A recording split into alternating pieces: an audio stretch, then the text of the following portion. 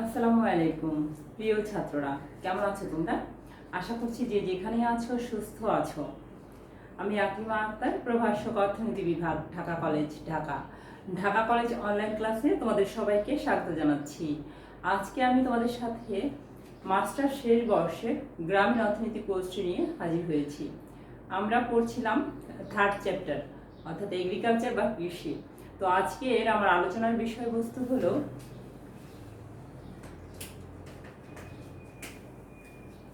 দুটি টপিক। প্রথমটি হচ্ছে বাংলাদেশের কৃষি ঋণ ব্যবস্থার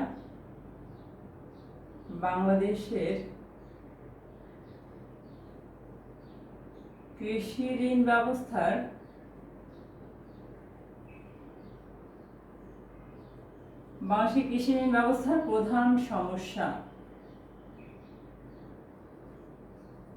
সমস্যাগুলো কোনগুলো সেটা। আর 2 নম্বর যে টপিক সেটা হচ্ছে কেন সুদের হার বেশি থাকা সত্ত্বেও সুদের হার বেশি হওয়া সত্ত্বেও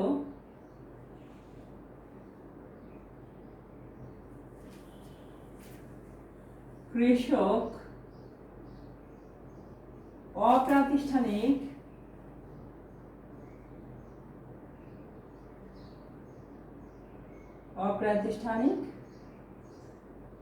উৎস থেকে ঋণ নেওয়া অধিক পছন্দ করে।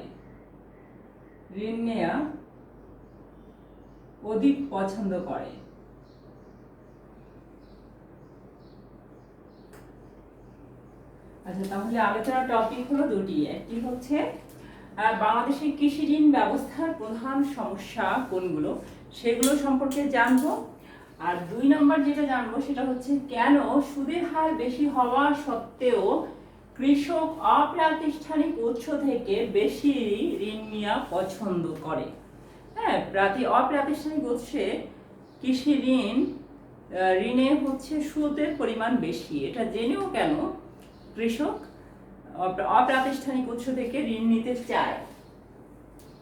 তো প্রথম আলোচনার যে টপিকটা সেটি হচ্ছে বাংলাদেশের কৃষি ঋণ ব্যবস্থার প্রধান সমস্যা সমূহ। বাংলাদেশের কৃষি ঋণ ব্যবস্থার অনেকগুলো সমস্যা রয়েছে। কি সমস্যা সেই বিষয় সম্পর্কে আজকের ক্লাসে আমরা জানব। প্রথমত, বাংলাদেশের কৃষি ঋণ ব্যবস্থার প্রথম যে সমস্যা সেটি হচ্ছে কৃষি ঋণ নীতি প্রণয়ন।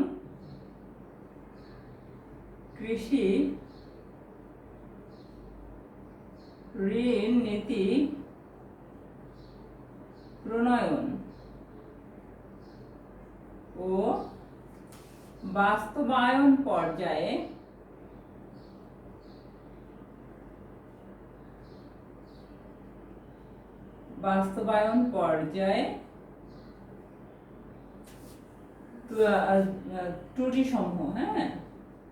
ত্রুটি রয়েছে। অর্থাৎ কৃষি ঋণ নীতি প্রণয়ন ও বাস্তবায়ন পর্যায়ে অনেক সমস্যা রয়েছে, যার কারণে বাংলাদেশের কৃষি ঋণ ব্যবস্থাতেও সমস্যা দেখা দেয়। আচ্ছা, তো কৃষি ঋণ নীতি প্রণয়ন ও বাস্তবায়ন পর্যায়ে ত্রুটি সেটা কি?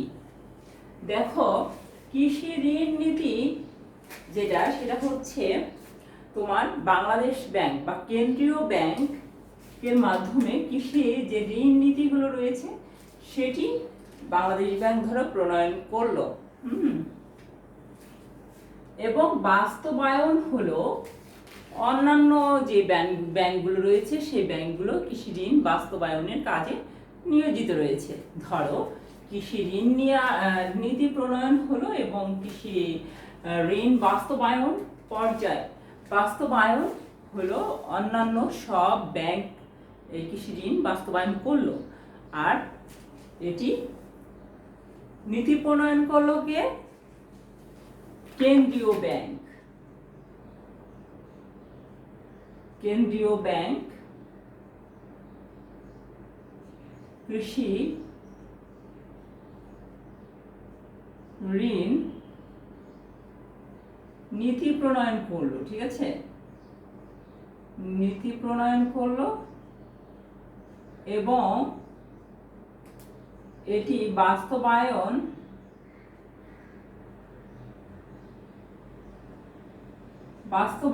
করলো কারা? অন্যান্য যে ব্যাংক রয়েছে তারা। এটা বাস্তবায়নের দায়িত্ব রয়েছে তাদের হাতে। কিন্তু কাজটা হয় কি? কাজটা হয় হলো এখানে এই বাস্তবায়ন আর নীতি প্রণয়ন, এখানে কি হয়? বাস্তবায়ন এবং নীতি প্রণয়নের ক্ষেত্রে কেন্দ্রীয় ব্যাংক এবং অন্যান্য ব্যাংক সেটি না করে কে করলো? এখানে সরকার সরাসরি হস্তক্ষেপ করে। হ্যাঁ, সরকার এখানে সরাসরি এই নীতি প্রণয়ন বাস্তবায়নে সরাসরি হস্তক্ষেপ করে। তো সরাসরি যখন হস্তক্ষেপ করে তখন কি হয়?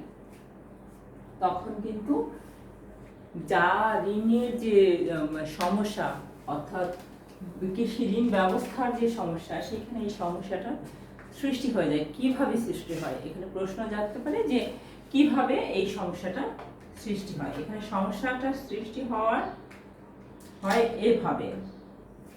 ধরো সরকার কি করলো? এই ঋণ বিতরণ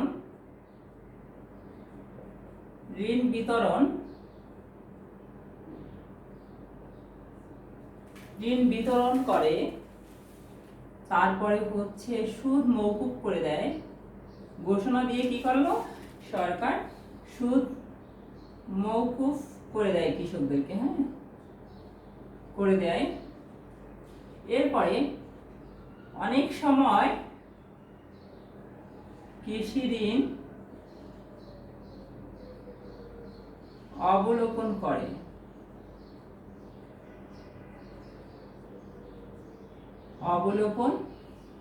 করে থাকে।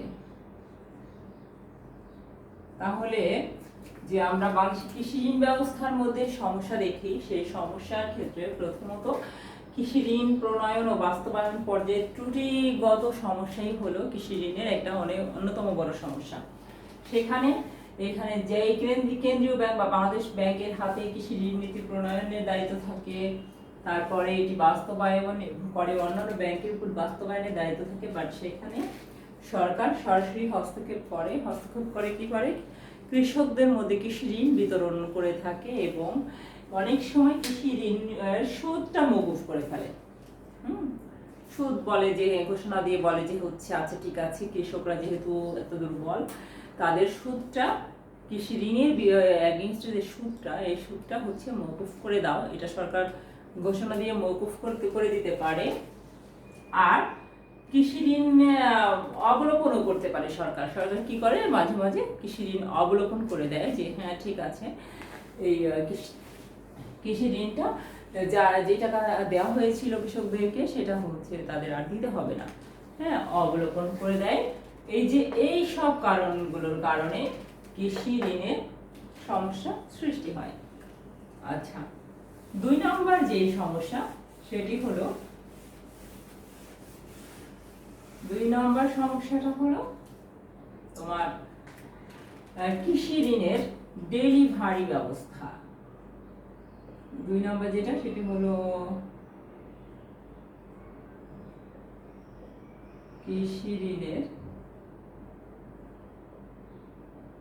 ডেলিভারি সমস্যা।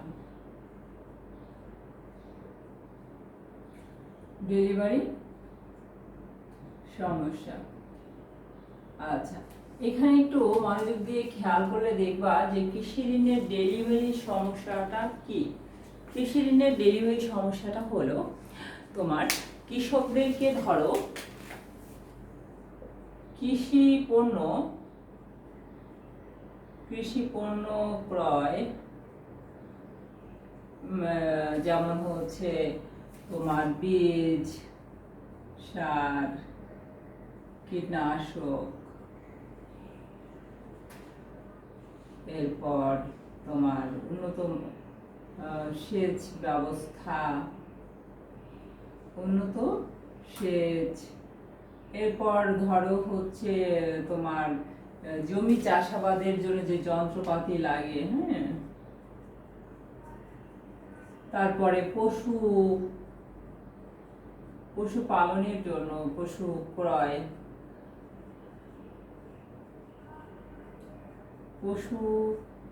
ক্রয়, এরপর তোমার ধরো এই যে যে বিষয়গুলো, এই যে অর্থাৎ উন্নত সেচ ব্যবস্থা বা কৃষি পণ্য ক্রয়, যেমন বীজ, সার, কীটনাশক, হ্যাঁ, তারপরে হচ্ছে তোমার পশু পালন করে না কৃষকরা, পশু পালনের জন্য পশু তো ক্রয় করতে হয়, হ্যাঁ, তো ওই জন্য হচ্ছে কি করে কৃষকরা কৃষি ঋণ নিয়ে থাকে।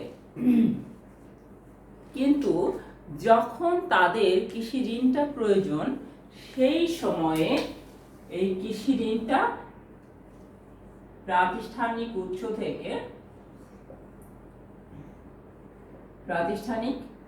উৎস থেকে কৃষকরা কি করে না, কৃষকরা এই ঋণটা যখন তাদের দরকার সেই সময়টাতে কৃষকরা যখন কৃষি ঋণ চায়,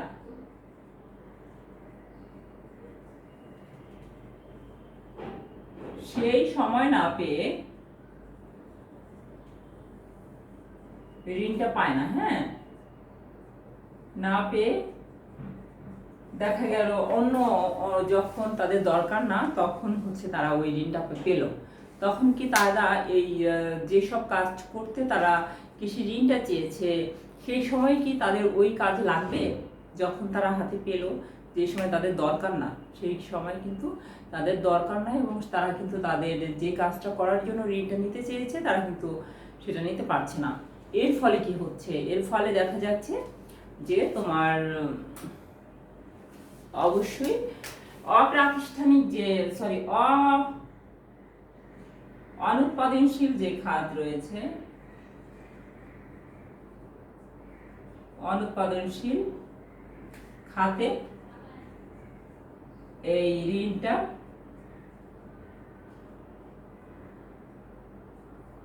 ঋণের যে টাকাটা সেটা হচ্ছে ব্যয় করছে, হ্যাঁ, তো ব্যয় যখন অনুৎপাদনশীল খাতে ব্যয় করবে, তখন কি তারা যখন অনুৎপাদনশীল খাতে ব্যয় করে ফেললো তাদের কৃষি ঋণটা, যখন তাদের দরকার ছিল তখন টাকাটা পেল না, এবং একটা পর্যায়ে গিয়ে যখন তাদের দরকার না তখন তারা পেল, তখন কি তারা ওই প্রোডাক্টিভ কাজে হচ্ছে তাদের কৃষি ঋণটা কি ইউজ করতে পারবে? পারবে না। কিন্তু যখন না পারবে তখন কি হবে, তারা কিন্তু এই কৃষির যে ঋণ নিল সেই ঋণের যে টাকাটা, এটা কিন্তু সময় মতো ফেরত দেওয়ার প্রশ্নই আসে না, তাই না? সমস্যায় সৃষ্টি হওয়াটাই স্বাভাবিক। তো এইটা কিন্তু বাংলাদেশের কৃষি ঋণ ব্যবস্থার আরেকটা অন্যতম সমস্যা। আচ্ছা, 3 নম্বর যে সমস্যাটা কৃষি ঋণ ব্যবস্থা, 3 নম্বর সমস্যাটা হলো তোমার জামানতের প্রকৃতি ও আইনগত দুর্বলতা। জামানতের প্রকৃতি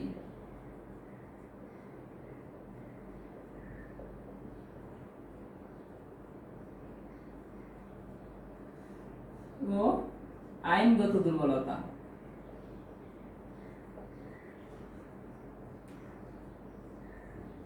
প্রিয় ছাত্ররা, আরেকটি জিনিস খেয়াল করো, কৃষি ঋণ ব্যবস্থার আরেকটি সমস্যা হলো জামানতের প্রকৃতি ও আইনগত দুর্বলতা।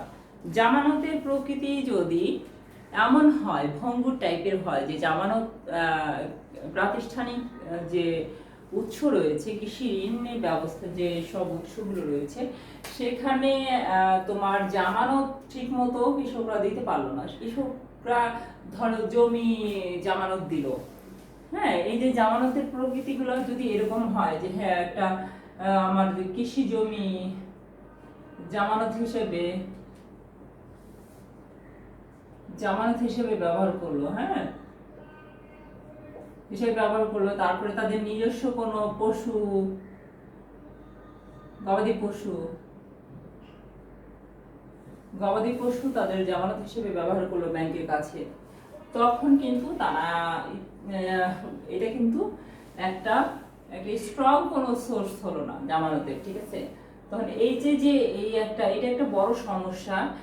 কৃষি ঋণ নেওয়ার সময় তারা হচ্ছে ঠিকমতো জামানতের দিতে পারলো না, এবং এই ক্ষেত্রে হচ্ছে আইনগত দুর্বলতাও রয়েছে। প্রাতিষ্ঠানিক বিভিন্ন ব্যাংক বা উৎসে আইনগত দুর্বলতা রয়েছে, যার কারণে কৃষি ঋণ ব্যবস্থার মধ্যে অনেক সমস্যার সৃষ্টি হয়। উত্তোলন কৃষি ঋণের ক্ষেত্রে সমস্যার সৃষ্টি হয়। 4 নম্বর যে সমস্যা সেটি হলো কৃষি ঋণের অপ্রতুলতা। কৃষি ঋণের অপ্রতুলতা। কৃষি ঋণের অপ্রতুলতা ও অদক্ষতা। কৃষি ঋণের অপ্রতুলতা ও অদক্ষতা তোমার বাংলাদেশের কৃষি ঋণ ব্যবস্থার প্রধান সমস্যার মধ্যে একটা অন্যতম সমস্যা হলো কৃষি ঋণের অপ্রতুলতা এবং হচ্ছে তোমার অদক্ষতা।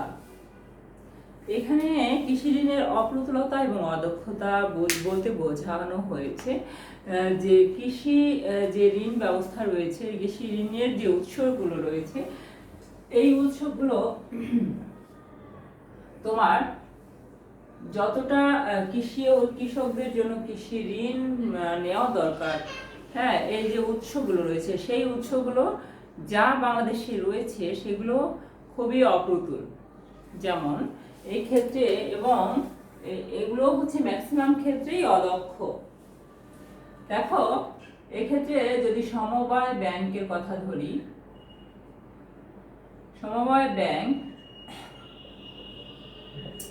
সমবায় ব্যাংকের তোমার সুদের হারটা কম, কিন্তু তাদের যে কার্যক্রম, তারা যে ঋণ প্রদান করবে সেটা হচ্ছে খুবই কম, নগণ্য। যেমন এটা কৃষকদের চাহিদার তুলনায় খুবই কম। এই ক্ষেত্রে তো আরো অনেক ধরনের সমস্যাও রয়েছে। কি সমস্যা রয়েছে? এখানে রয়েছে স্বজনপ্রীতি, দুর্নীতি, হ্যাঁ, দুর্নীতি রয়েছে, স্বজনপ্রীতি রয়েছে হচ্ছে তোমার বিভিন্ন অনিয়ম। এর কারণে তোমার এই কৃষি ঋণের অপ্রতুলতার সৃষ্টি হয়। কারণ হচ্ছে যতটা চাচ্ছে কৃষকরা এখান থেকে ঋণ যতটা যাচ্ছে সেটা তারা পাচ্ছে না, এবং তাদের কর্মস্পৃহার মধ্যেও অদক্ষতাও রয়েছে। তারপর দেখো বাংলাদেশ কৃষি ব্যাংক,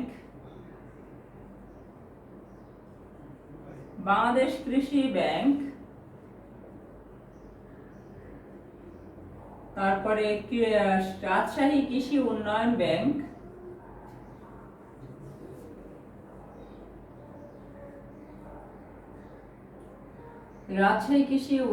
ব্যাংক,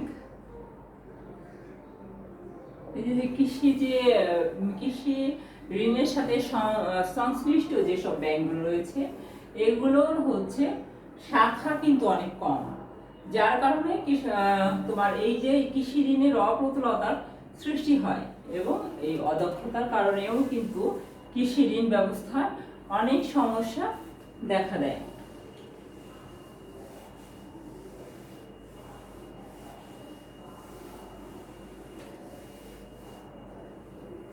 পাঁচ নম্বর যে কারণ সেটি হচ্ছে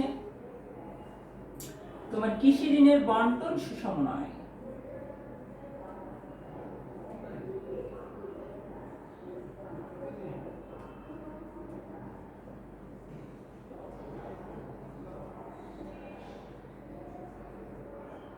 কৃষি ঋণের বন্টনটাও কিন্তু সুষম নয়। যেমন যে কৃষি ঋণ দেওয়া হচ্ছে এগুলো সুষম নয়, এখানে বিভিন্ন ধরনের সমস্যার সৃষ্টি হয়। ধনী যে কৃষক রয়েছে, ধনী কৃষকরা হচ্ছে প্রাতিষ্ঠানিক উৎসের সাথে খুব বেশি পরিচিত, কিন্তু গরিব যে কৃষক রয়েছে তারা কিন্তু প্রাতিষ্ঠানিক কৃষি ঋণের যে উৎস রয়েছে তাদের সাথে তেমন একটি পরিচিত নয়। 2 নম্বর যেটা সেটা হচ্ছে তোমার জামানত। গরিব কৃষকদের জামানত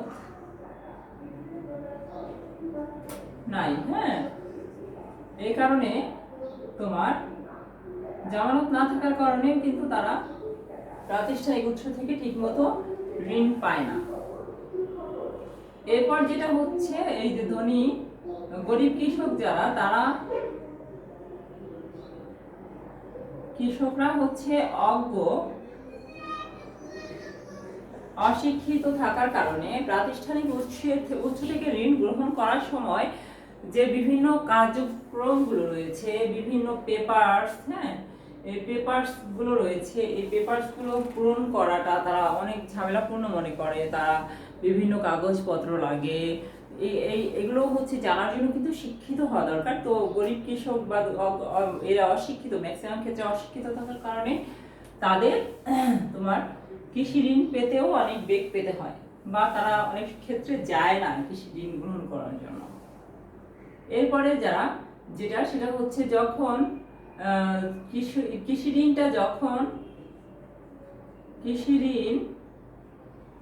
যখন কৃষকদের দরকার, তখন তারা সময় মতো সেই কৃষি ঋণটা পায় না, পায় হচ্ছে অন্য একটা টাইমে গিয়ে পায়। তাদের যখন দরকার না তখন কি হয়, আমি একটু আগেই বললাম যে যখন তারা ঠিক টাইম মতো কৃষি ঋণটা পায় না, তখন এটা দেখা যায় যে অনুৎপাদনশীল খাতে এই কৃষি ঋণটা ব্যবহার হয়ে যায়। তখন কিন্তু তারা ঠিকঠাক মতো এই কৃষি ঋণটা ফেরত দিতে পারে না। তারপরে আবার দেখা যায় সুদের হার বিভিন্ন রকমের হয়ে থাকে। হ্যাঁ, প্রাতিষ্ঠানিক উৎসে সুদের হার হচ্ছে বিভিন্ন রকমের হয়, বিভিন্ন টাইপের হয়। যে এই সোর্সে হচ্ছে সুদের হার এত, ওই সোর্সে যদি আপনি কৃষি ঋণ নিতে চান তাহলে ওই ক্ষেত্রে আরো বেশি, বা অন্যরকম। হ্যাঁ, বিভিন্ন রকমের হয় সুদের হারটা। এটা গেল কৃষকদের কৃষি ঋণের বন্টন সুষম না হওয়ার কারণে কৃষি ঋণ ব্যবস্থার সমস্যার সৃষ্টি হয়। 6 নম্বর এটা হচ্ছে কৃষি ঋণের ব্যয়। কৃষকরা কৃষি ঋণ নিবে, সেখানে আবার কিন্তু ব্যয়ও একটা বড় ধরনের সমস্যার সৃষ্টি হয়। যেমন প্রাতিষ্ঠানিক উৎস থেকে যখন কৃষি ঋণ গ্রহণ করতে চায়, তখন কিন্তু অপ্রাতিষ্ঠানিক উৎসের চেয়ে এই প্রাতিষ্ঠানিক উৎসে কৃষি ঋণের ব্যয়টা বেশি হয়। ব্যয় বেশি হওয়ার একটা কারণ হলো যে তারা একটা জায়গায় গিয়ে বা শহরের দিকে গিয়ে ব্যাংকের কাছ থেকে এই প্রাতিষ্ঠানিক উৎস থেকে কৃষি ঋণটা গ্রহণ করে। এক্ষেত্রে তাদের যাতায়াতের একটা খরচ রয়েছে। তারপরে এখানে অসাধু অনেক কর্মচারীরা থাকে, তাদের সাথে লিয়াজু করতে হয়। তারা এখানে একটা সমস্যার সৃষ্টি করে কৃষকদের সাথে। হ্যাঁ, যে যারা তাদেরকে টাকা দিচ্ছে তাদের তোমার কাজটা আগে হয়ে যাচ্ছে, আর যারা দিচ্ছে না এখানে এই ধরনের একটি যে কৃষি ঋণের জন্য আবার ব্যয়টাও হচ্ছে প্রাতিষ্ঠানিক উৎসে বেশি থাকে অপ্রাতিষ্ঠানিক উৎসের তুলনায়। এই ছিল বাংলাদেশের কৃষি ঋণ ব্যবস্থার প্রধান সমস্যাগুলো। এখন আমরা জানবো তোমার কেন সুদের হার বেশি হওয়া সত্ত্বেও কৃষক অপ্রাতিষ্ঠানিক উৎস থেকে ঋণ নেওয়া অধিক পছন্দ করে। জেনে শুনে কৃষক জানে যে অপ্রাতিষ্ঠানিক উৎসে সুদের হার বেশি, কৃষি ঋণের সুদের হারটা হচ্ছে বেশি, তারপরেও তারা প্রাতিষ্ঠানিক উৎসে না গিয়ে কেন অপ্রাতিষ্ঠানিক উৎস থেকে কৃষি ঋণটা গ্রহণ করে, এটা আমরা জানবো। প্রথমত হচ্ছে জামানত বাধ্যতামূলক নয়। অপ্রাতিষ্ঠানিক উৎসে কি জামানত বাধ্যতামূলক নয়।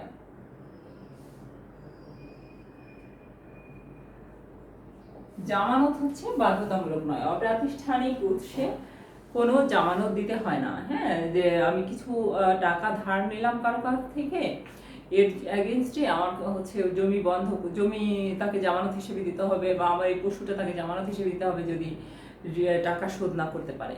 এরকম কোনো বাইন্ডিংস অপ্রাতিষ্ঠানিক উৎসে আমরা লক্ষ্য করি না। এটা একটা জামানত বাধ্যতামূলক না হওয়ার কারণে মানুষ প্রাতিষ্ঠানিক উৎসের চেয়ে অপ্রাতিষ্ঠানিক উৎস থেকে কৃষি ঋণ গ্রহণ করাটা বেশি পছন্দ করে, সুদ বেশি হওয়া সত্ত্বেও, জেনে শুনে। হ্যাঁ, 2 নম্বর সেটা হচ্ছে অদৃশ্য ব্যয় বেশি। অদৃশ্য ব্যয় প্রাতিষ্ঠানিক উৎসে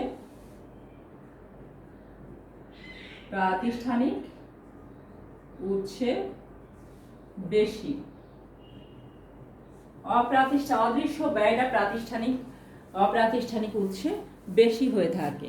ঠিক আছে, তো এই যে অদৃশ্য ব্যয় বলতে বোঝানো হয়েছে যে প্রাতিষ্ঠানিক উৎসে যাওয়ার জন্য যাতায়াত খরচ রয়েছে, হ্যাঁ, তারপরে হচ্ছে বিভিন্ন কর্মচারীকে ঘুষ দেওয়ার ব্যাপার রয়েছে, মানে আমার কাজটা আগে করে দাও, আমার ঋণটা আগে পাইয়ে দাও, তোমাদেরকে হচ্ছে কিছু দিব, বকশিশ দিব, এই যে এই টাইপের খরচ, যেমন অদৃশ্য ব্যয় প্রাতিষ্ঠানিক উৎসে বেশি থাকে, যেটা অপ্রাতিষ্ঠানিক উৎসে থাকে না। হ্যাঁ, এই জন্য কৃষক জেনে শুনে প্রাতিষ্ঠানিক উৎস থেকে ঋণ গ্রহণ না করে অপ্রাতিষ্ঠানিক উৎস থেকে বেশি ঋণ গ্রহণ করে থাকে। 3 নাম্বার যেটা, সেটা হচ্ছে পরিশোধ পদ্ধতি সময় বেঁধে দেয়া। এই ঋণের অর্থ যে এটা, সেটা হচ্ছে পরিশোধ করাটা সময় বেঁধে দেয়া। হ্যাঁ, অর্থাৎ হচ্ছে প্রাতিষ্ঠানিক উৎসে একটা টাইম লিমিট থাকে যে হ্যাঁ এই সময়ের মধ্যে তোমাকে এই কৃষি ঋণটা শোধ করতে হবে।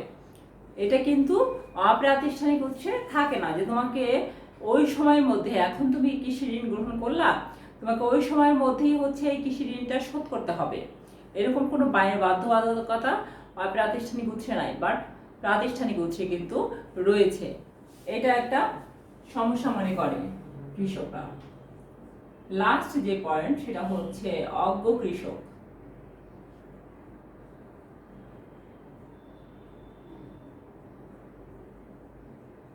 অশিক্ষিত কৃষক অশিক্ষিত হওয়ার কারণে প্রাতিষ্ঠানিক উৎস থেকে ঋণ গ্রহণ করার ক্ষেত্রে কিছু ফর্মালিটিস রয়েছে, অনেক কাগজপত্র পূরণ করতে হয়।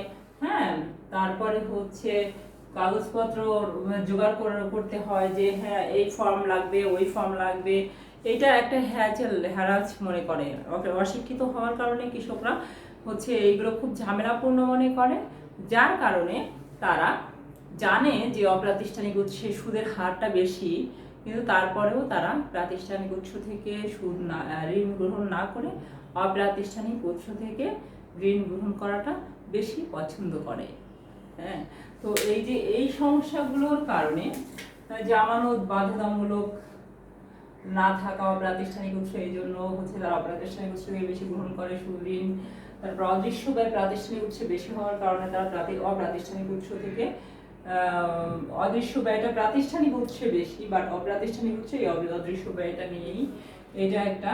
আর এটা হচ্ছে তোমার পরিশোধ করাটা একটা সময় বেঁধে দেওয়া থাকে প্রাতিষ্ঠানিক উৎসে, যে এই সময়ের মধ্যে কৃষি ঋণটা শোধ করতে হবে, আর না হলে জরিমানা করা হবে।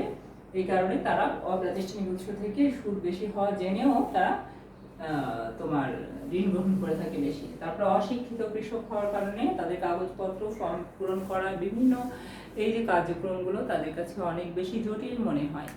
এই কারণে তারা কি করে, অপ্রাতিষ্ঠানিক উৎসে সুদের হার বেশি জেনেও তারা অপ্রাতিষ্ঠানিক উৎস থেকে কৃষি ঋণ গ্রহণ করা পছন্দ করে।